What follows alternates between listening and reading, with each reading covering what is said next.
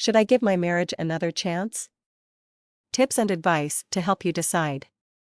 A lot of the people who email me know that their marriage is in real trouble and have come to the realization that they can't continue to just hope that things will get better over time. It's become very clear that some real changes have to be made and should be made fast if the marriage is to be saved. Sometimes, things that have happened in the past or the lack of any real connection in the present have people questioning if it is really worth it to give the marriage another try.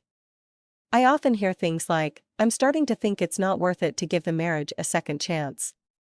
Nothing ever changes, and we're at the point where we are constantly at each other's throats. I can't imagine us suddenly being able to work together." I understand these doubts. My husband had a lot that were very similar to this, but if you're going to save your marriage, you have to change this doubtful attitude to one of openness. Because if you go in expecting to fail, you likely will.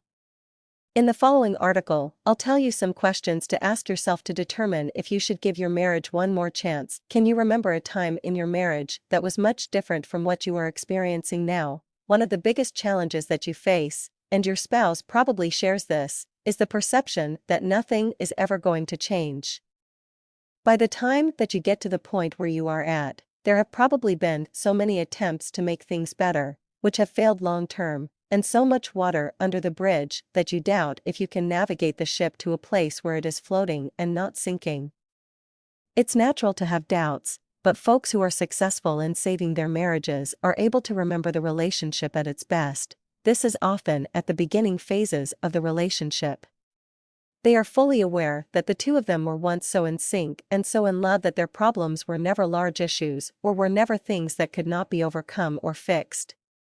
In short, they know that there can be chemistry and they know that they can live in harmony because they clearly remember when these things were present.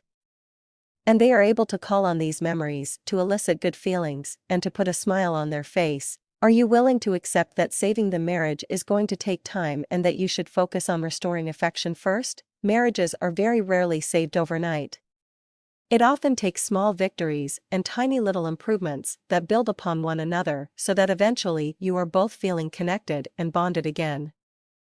And make no mistake, restoring the intimacy and bond should be your first objective. Because it is very unrealistic to think that you're going to be able to place your problems on the table and have them successfully worked through if you don't feel any affection or empathy for your partner right now. As I said before, when two people are bonded and are experiencing chemistry, they don't make mountains out of molehills because they don't want anything to disrupt the flow of their relationship. When you were first dating, how long did the two of you need to discuss your problems? Probably not nearly as long as you do today. Because you wanted to gloss these things over and get back to being happy together again.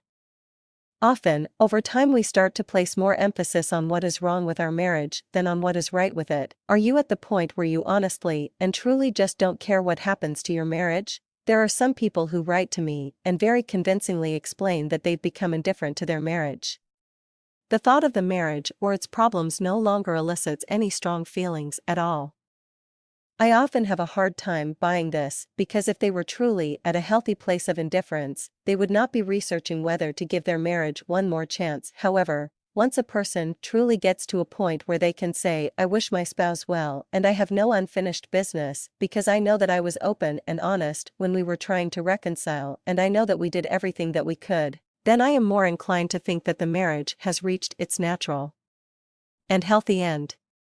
But, I must tell you that few people are genuinely at this place. Most people know deep down that they haven't gone all in. They are holding back in some way, whether it is the fear or rejection, the fear of being vulnerable, or just because of overwhelming doubt. And, in order for the marriage to recover, they have to eventually accept the fact that they can hold nothing back and leave no rock unturned. This isn't a decision like which car or refrigerator to buy. This is your life and it affects at least two people and often also your children. A happy and fulfilling marriage is a gift. It lengthens our lifespan and gives us someone with whom to share our lives. If functioning correctly, it lessens our stress and brings about happiness and the feeling that someone truly understands and values us. As you well know, there is no other feeling like this. And you probably deep down want this feeling back, but doubt that you can get it.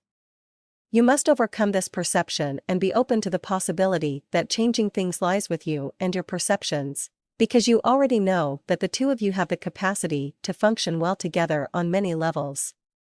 So now is the time to take real and lasting action and begin to get this back if you decide to.